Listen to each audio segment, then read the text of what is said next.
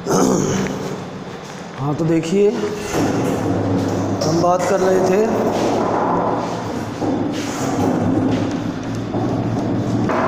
कल न्यूमेरिकल किए थे अपन ने, और पुस्तक में दिए हुए न्यूमेरिकल आप प्रैक्टिस करेंगे। आज बात करेंगे हम सेल के ईएमएफ का परिकलन। आपको सेल के ईएमएफ का परिकलन करना है तो किस प्रकार से करेंगे। वैसे नॉर्मली आप वोल्टमीटर का उपयोग करते हैं। वोल्टमीटर एक्चुअली क्या है, विभवांतर, दोनों इलेक्ट्रोडों के मध्य में जो विभवांतर होता है उसको प्रदर्शित करता है। यदि आपको एग्जैक्ट ईएमएफ का परिकलन करना है, विद्युत वाहक बल का परिकलन करना है, तो इसके लिए आपको मानक वेस्टर्न सेल का उपयोग करना होगा।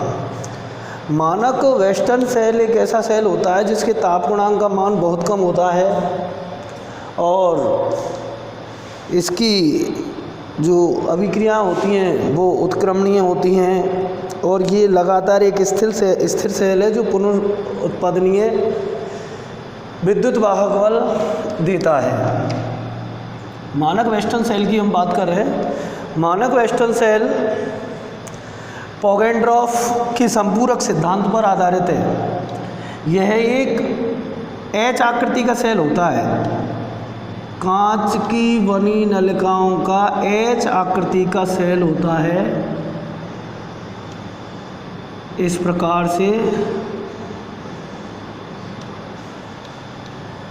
इसमें नीचे की तरफ दोनों जो नली होती है कांच की, ये दाईं नली है और ये बाईं नली है। दोनों में प्लेटिनम वायर लगा होता है। ये दोनों के प्लेटिनम वायर। दाईं नली में सबसे नीचे यहाँ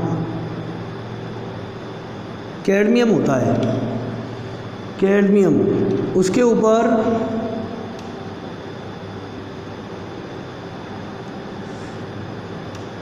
कैडमियम सल्फेट 8/3 H2O SO4 होता है इस तरीके से।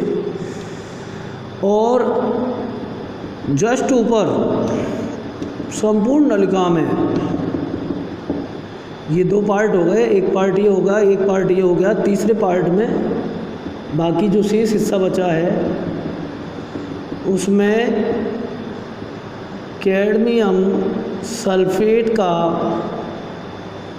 संतृप्त विलयन भरा होता है, सैचुरेटेड विलयन कैडमियम सल्फेट का।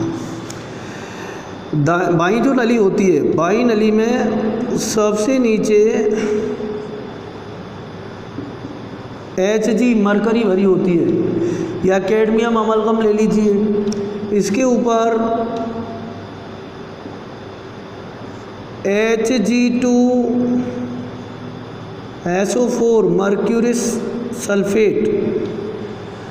मर्क्यूरस सल्फेट होता है, और उसके ऊपर वही कैडमियम सल्फेट .8/3 H2O ये भरा होता है। इसमें ये चार पार्ट होगा। एक पार्ट में तो मरकरी भरी जाएगी, एक पार्ट में मर्क्यूरी सल्फेट होगा, और एक पार्ट में कैडमियम सल्फेट .8/3 H2O का विलयन होगा, और बाकी शेष भाग में यही संतृप्त कैडमियम सल्फेट भरा होता है। ये इसकी बनावट होती है।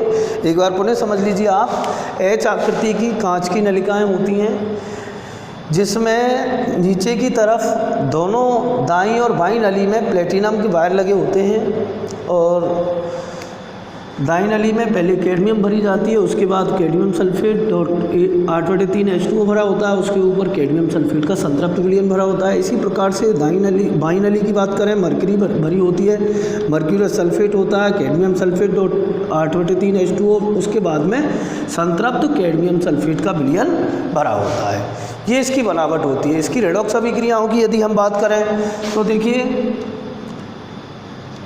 दाई नली जो होती है वो एनोड का कार्य करती है और बाई नली जो होती है वो कैथोड का कार्य करती है। एनोड पर रिएक्शन होगी CD = CD2++ 2 इलेक्ट्रॉन, और कैथोड रिएक्शन जो होती है वो होती है Hg2SO4 + 2 electron = 2Hg + SO4 2-। 2 electron जो इसने त्यागे हैं वो Hg+ ने ग्रहण कर लिए, 2Hg बन जाएगा, SO4 2- अलग से। इस प्रकार से 298 केल्विन ताप, 1 ATM दाब पर इसका जो विभव होता है वो होता है E0 सेल बराबर 1.0184 वोल्ट मानक सेल विभव। जब इस प्रकार से पूरी संरचना बना देंगे तब देखा जाएगा 298 केल्विन टेम्परेचर पर इसका जो मानक सेल विभव बनता है वो बनता है 1.0184। इसकी सहायता से आप किसी भी सेल का EMF ज्ञात कर सकते हैं। ये एक आइडियल सेल माना जाता है, आदर्श सेल माना जाता है, मानक वेस्टर्न सेल और संदर्भ सेल के रूप में इसको यूज़ करते हैं। इसकी सहायता से किसी भी अज्ञात सेल का सेल विभव आप ज्ञात कर सकते हैं, जिसमें पॉगेंड्रॉप का संपूरक सिद्धांत होता है। पॉगेंड्रॉप के संपूरक सिद्धांत के अनुसार एक तरफ ये सेल लगाया जाता है, दूसरी तरफ दूसरा सेल होता है, तो इन दोनों के विभव जौकी की सहायता से जब बराबर किए जाते हैं तो वहाँ विक्षेप, गैल्वेनोमीटर का विक्षेप शून्य हो जाता है। किसी सेल में किसी प्रकार की विद्युत वाहक बल उत्पन्न नहीं होता है। देखिए किस प्रकार से आप किसी अज्ञात सेल का सेल विभव ज्ञात करेंगे।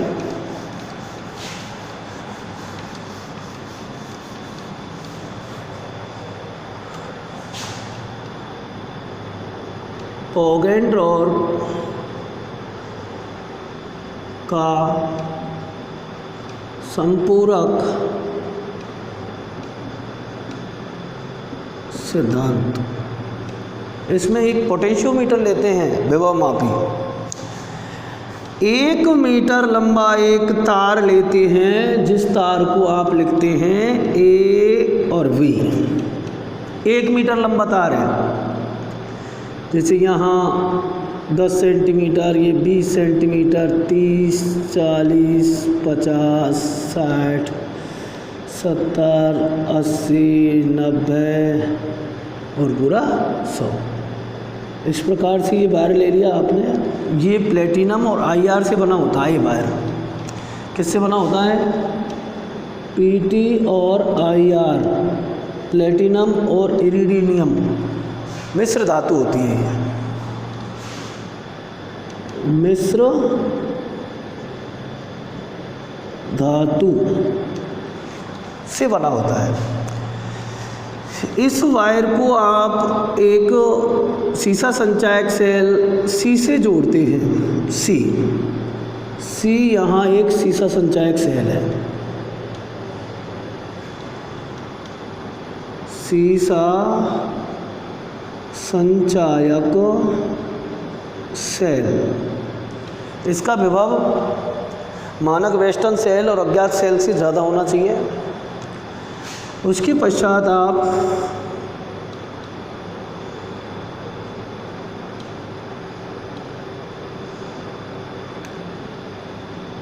मानक वेस्टर्न सेल को जोड़ते हैं। यहाँ इसको नाम दे देते हैं हम S। ये है मानक वेस्टर्न सेल,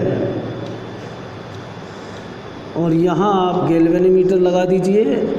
इधर से ये वायर जाएगा और जॉकी की सहायता से यहाँ आप इसको टच करेंगे। जहाँ ये संतुलित हो जाएगा, पॉगेंड्रॉप का संपूरक सिद्धांत क्या है? यही तो है, सीसा संचायक सेल और ये मानक वेस्टर्न सेल हो गया। अब जॉकी की सहायता से जहाँ ये इस गैल्वेनोमीटर में शून्य विक्षेप आएगा वहाँ इस पूरे सिस्टम को संतुलित मानेंगे हम, कोई विभवांतर उत्पन्न नहीं होगा, संतुलित पोजीशन रहती है वो। तो मान लीजिए कि ये पॉइंट है इसका डी पॉइंट पर ये संतुलित हो जाता है कैपिटल डी ऐसे। और एक अज्ञात सेल लेते हैं हम, यहाँ अज्ञात सेल को हम मान लेते हैं एक्स।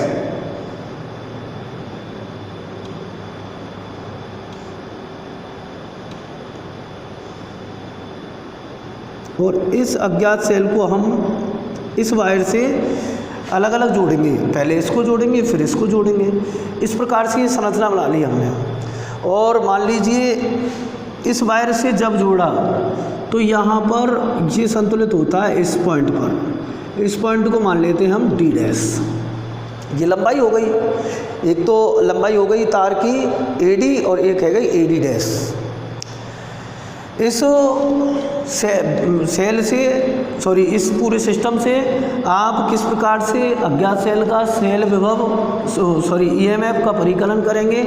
सबसे पहले बात करें हम, सबसे पहले हमने ये अज्ञात सेल नहीं लगाया, मानक वेस्टर्न सेल लगाया। मानक वेस्टर्न सेल लगा करके और जॉकी को आपने यहाँ इस 1 मीटर लंबे तार पे ऐसे ऐसे सरकाया। जहाँ पे ये सरपी मतलब गैल्वेनोमीटर में शून्य विक्षेप आएगा वहाँ उस पॉइंट को नोट कर लिया हमने, वो पॉइंट है मान लो डी।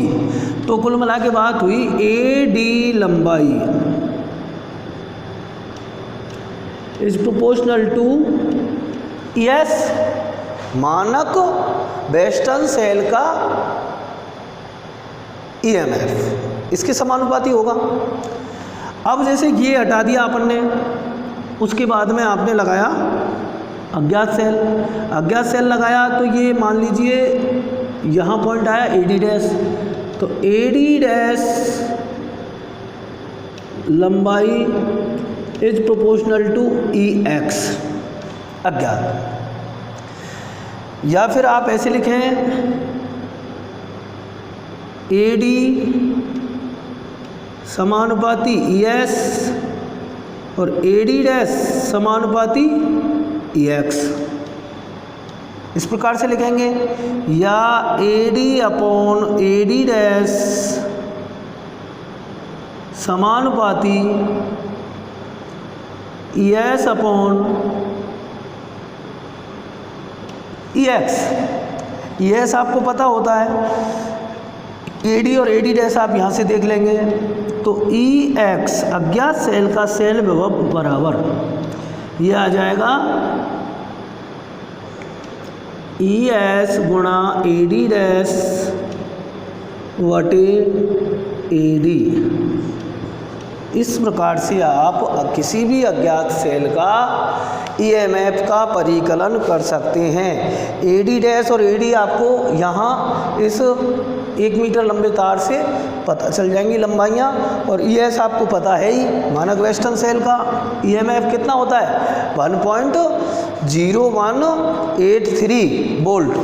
तो इस प्रकार से आप किसी भी अज्ञात सेल का ईएमएफ का एक्यूरेट परिकलन विभव मापी की सहायता से कर सकते हैं। ये पोटेंशियोमीटर है, पोटेंशियोमीटर को सीसा संचायक सेल से जोड़ दिया है, पूरा पोटेंशियोमीटर बन गया, विभव मापी बन गया है। इस विभव मापी से ही आपने मानक वेस्टर्न सेल को जोड़ा है, मानक वेस्टर्न सेल को जोड़ा तो ये एडी लंबाई प्राप्त हुई आपको। फिर अज्ञात सेल को जोड़ा तो एडी डैश लंबाई प्राप्त हुई। एडी लंबाई is proportional to E S होगा, एडी डैश लंबाई is proportional to E X होगा।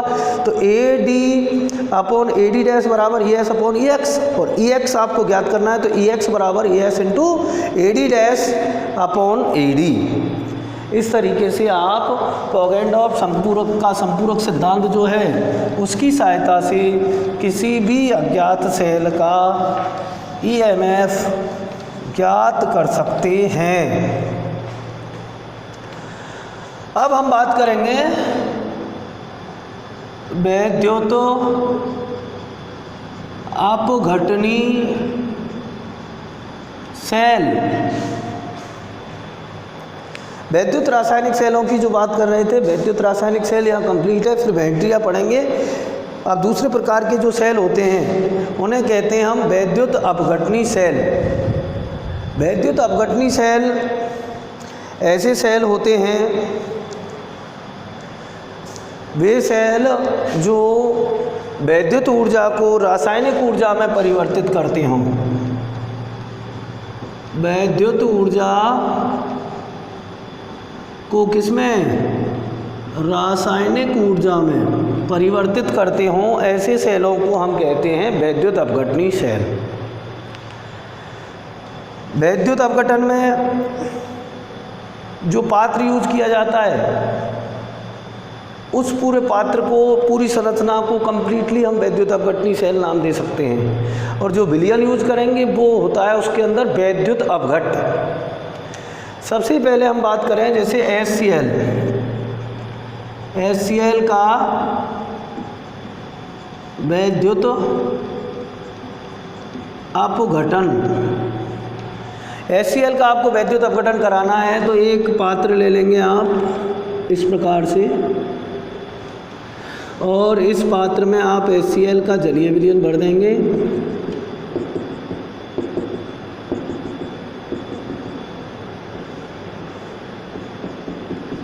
दो प्लेटिनम के इलेक्ट्रोड एनोड तथा कैथोड जोड़ेंगे। दोनों इलेक्ट्रोडों को इलेक्ट्रिक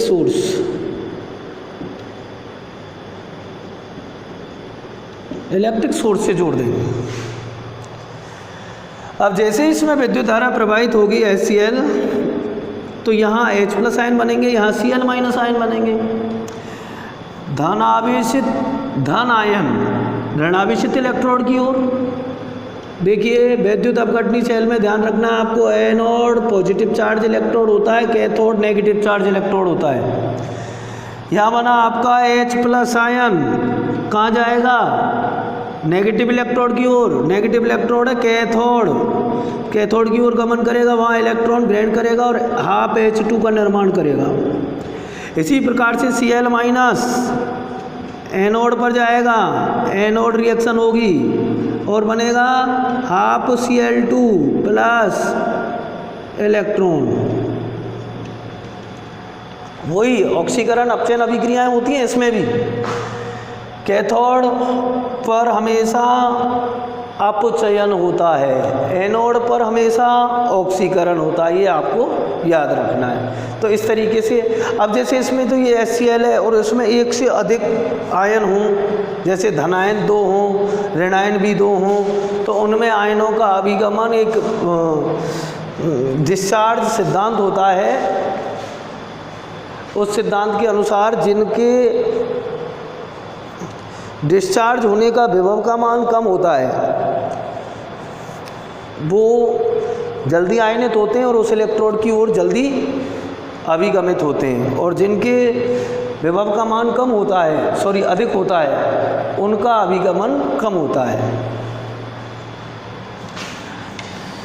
जैसे NaCl के वैद्युत अपघटन की बात करें, कई बार परीक्षा में पूछा गया है NaCl का वैद्युत अपघटन। NaCl का वैद्युत अपघटन, NaCl के वैद्युत अपघटन में इसी प्रकार से एक पात्र लेंगे, उसमें 2 इलेक्ट्रोड, एक तो लगा देंगे एनोड जो पॉजिटिव चार्ज वाला होगा, दूसरा लगाएंगे आप कैथोड जो नेगेटिव चार्ज वाला होगा।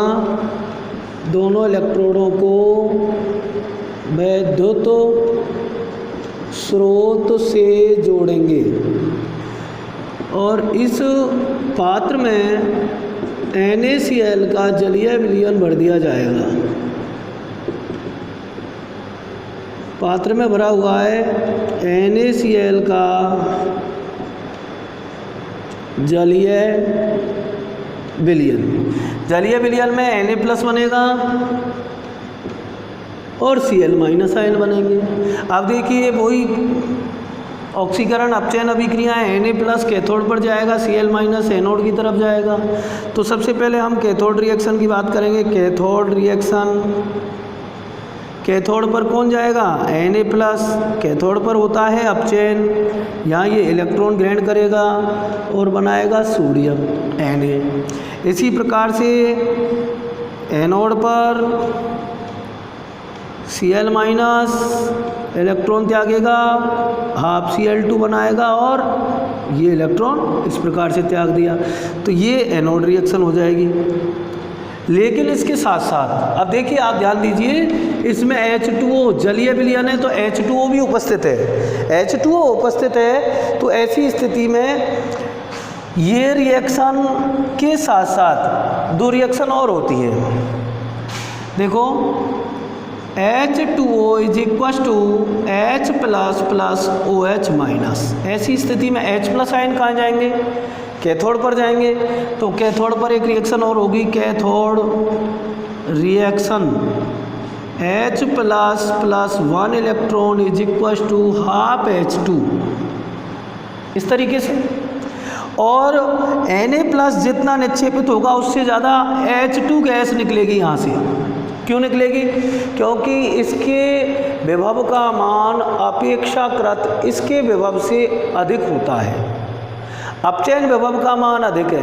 अपचयन विभव का मान इसका 0 होता है, इसका माइनस में होता है, तो अपचयन विभव का मान जिसका अधिक होता है उसका अपचयन अपेक्षाकृत अधिक होता है। ऐसी स्थिति में हाइड्रोजन गैस कहाँ से मुक्त होती है? NaCl के विद्युत अपघटन में कैथोड से। और बाकी हम बात करें, ये भी अभिक्रिया होगी, Na++ इलेक्ट्रॉन = Na। बाकी कुल मिला के ये रिएक्शन नंबर 1 ज़्यादा होगी और रिएक्शन नंबर 2 कम होगी। ऐसे ही यदि एनोड रिएक्शन की बात करेंगे, एनोड रिएक्शन, एनोड पर Cl- ऑक्सीकृत होगा, Cl2 गैस बनाएगा प्लस इलेक्ट्रॉन, इस प्रकार से। अब बचा क्या आपका? OH-।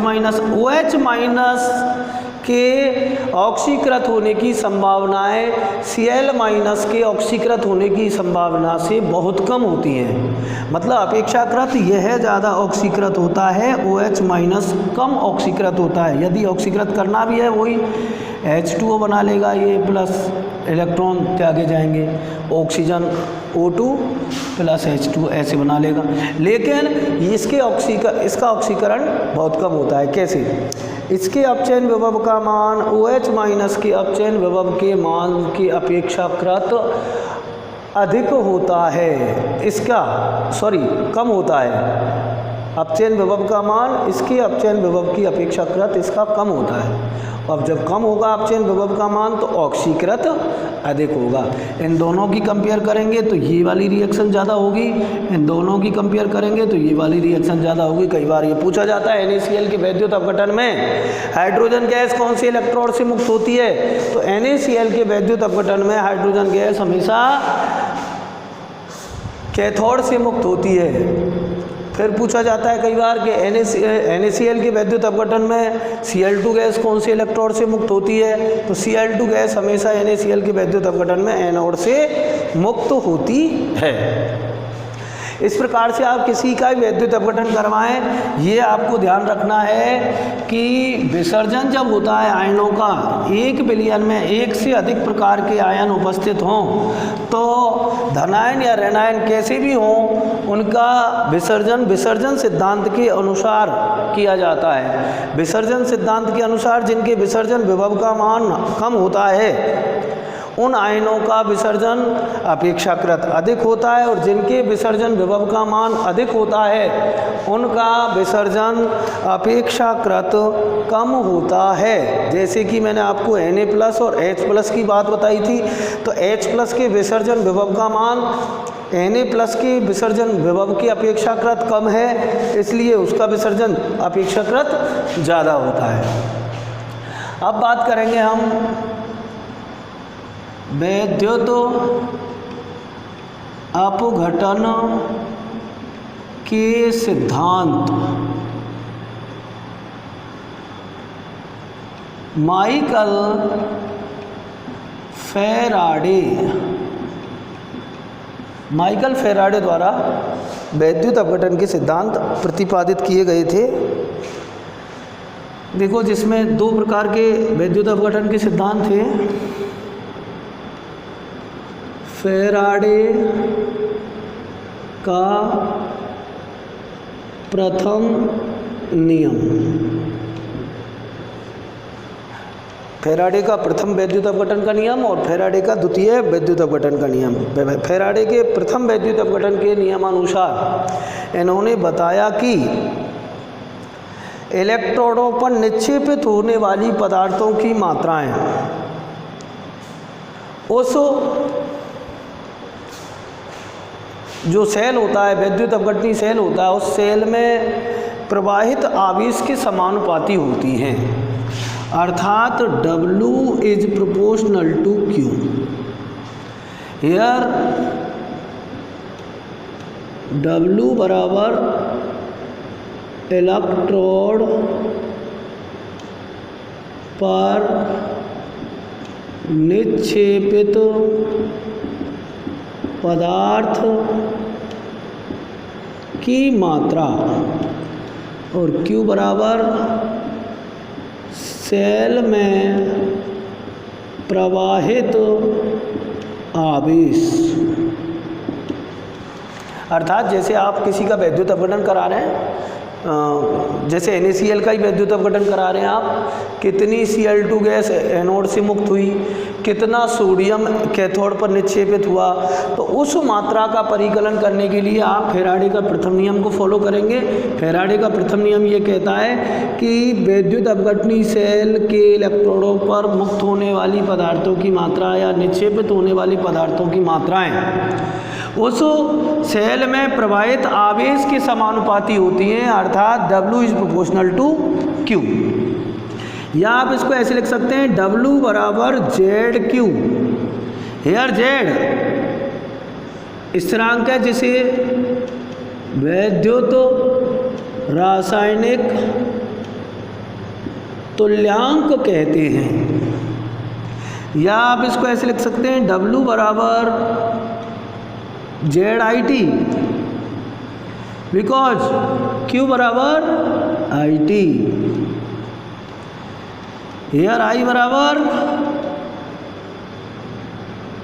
विद्युत धारा एम्पियर में और T बराबर समय। तो ये समीकरण आपके पास बनता है W बराबर ZIT। यदि हम बात करें, कई बार पूछ लिया जाता है कि Z को परिभाषित कीजिए, विद्युत रासायनिक तुल्यांक को आप परिभाषित कीजिए, तो Z को कैसे परिभाषित करेंगे आप? यदि 1 एम्पियर की धारा 1 सेकंड तक किसी विद्युत रासायनिक सेल में प्रवाहित की जाए तो उस सेल के इलेक्ट्रोडों पर निक्षेपित पदार्थ की मात्रा ही उसका क्या कहलाएगी? विद्युत रासायनिक तुल्यांक। इफ देखिए कंडीशन, I बराबर 1 एम्पियर और T बराबर 1 सेकंड, तो ऐसी स्थिति में W बराबर क्या हो जाएगा? Z हो जाएगा। तो ये परिभाषा बन गई। यदि किसी विद्युत रासायनिक सेल में 1 एम्पियर की धारा 1 सेकंड तक प्रवाहित की जाती है तो उस सेल के इलेक्ट्रोडों पर निक्षेपित पदार्थ की मात्रा ही उसका विद्युत रासायनिक तुल्यांक कहलाएगी। इससे रिलेटेड कई बार कई न्यूमेरिकल पूछे जाते हैं, मैं आपको प्रैक्टिस भी करवाऊंगा कैसे कैसे न्यूमेरिकल होते हैं, तो आप इस चीज़ को ध्यान रखें। फैराडे का प्रथम नियम आपको क्या बताता है कि किसी विद्युत रासायनिक सेल में उसके इलेक्ट्रोडों पर निक्षेपित पदार्थ की मात्रा उस सेल में प्रवाहित आवेश के समानुपाती होती है, अर्थात W is proportional to Q या W बराबर ZQ। Here Z is electrochemical coefficient या इक्वलेंट। फिर बात करेंगे, यदि Z की परिभाषा निकालनी है, विद्युत रासायनिक तुल्यांक की परिभाषा निकालनी है, तो 1 एम्पियर की धारा 1 सेकंड तक किसी विद्युत रासायनिक सेल में आप प्रवाहित कीजिए, उस सेल के इलेक्ट्रोडों पर निक्षेपित पदार्थ की मात्रा ही उसका विद्युत रासायनिक तुल्यांक कहलाएगी। नेक्स्ट बात करेंगे हम फैराडे का द्वितीय नियम। फैराडे का द्वितीय नियम आपको क्या बताता है?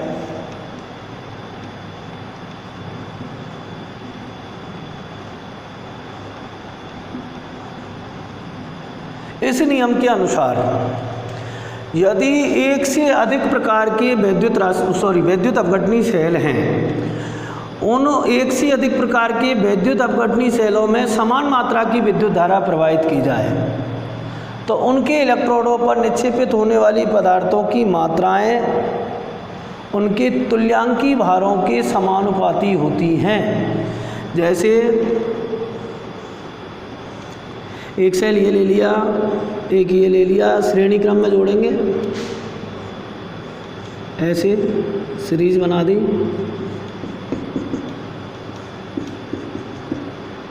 और ये आपने इलेक्ट्रिक सोर्स से जोड़ दिया।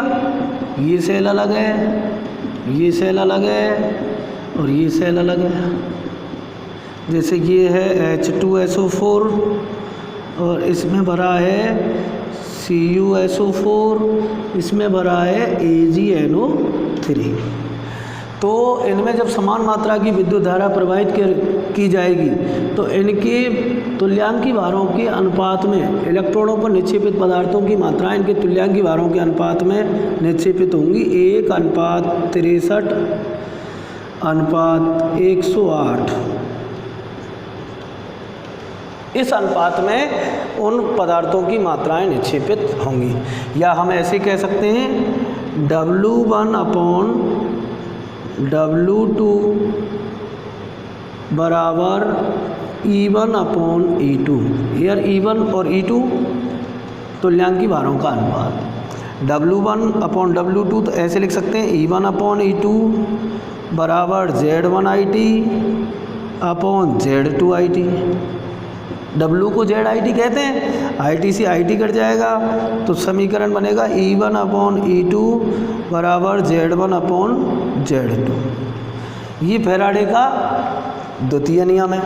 फैराडे के द्वितीय नियम के अनुसार यदि एक से अधिक प्रकार की विद्युत अपघटनी सेलों में समान मात्रा की विद्युत धारा प्रवाहित की जाती है तो उनके इलेक्ट्रोडों पर निक्षेपित होने वाली पदार्थों की मात्राएं उन सेलों में उपस्थित विद्युत अपघट्ट के तुल्यांकी भारों के अनुपात में होती हैं। अर्थात W1/W2 बराबर E1/E2 या E1/E2 बराबर Z1IT/Z2IT। IT से IT कट जाएगा, E1/E2 बराबर Z1/Z2। तुल्यांकी भारों के अनुपात में उनकी पदार्थों की मात्राएं निक्षेपित होती हैं।